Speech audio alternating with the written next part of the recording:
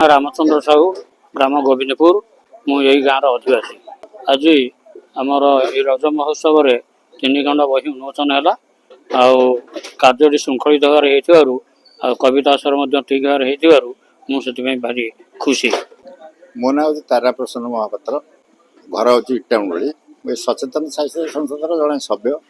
आज जो रज उत्सव टी सचेतन साहित्य संसद तरफ जो पालन कराला यहाँ अत्यंत श्रृंखलित एवं गाँ वाला गाँ लोक मान साहाय्य सहयोग आमको बहुत खुशी कला। अभय बाबू, शारदा बाबू और राम बाबू जो 3 खंड बही उन्मोचन है अत्यंत उपादेय बही। शारदा बाबू बहीर किसी अंश आम पिला टेक्स्ट बुक रे स्थान न पाई आम भारी खुशी।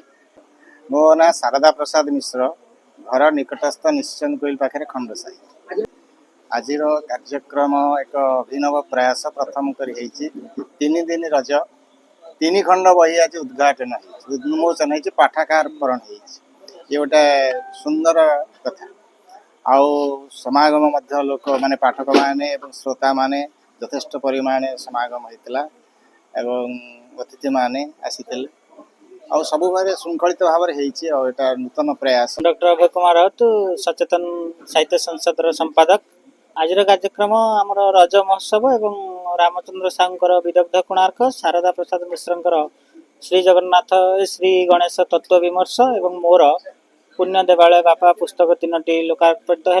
विशेष कार्यक्रम आज आम शारदा प्रसाद मिश्र को संबर्धित करिचु एवं प्रफुल्ल साहू को संबर्धित करिचु एथिपाई जे तांकर 4th श्रेणी साहित्य बही रे लेखा शारदा सारंकर शपथ एवं प्रफुल्ल साहूर सौर जगत कविता स्थान पाई।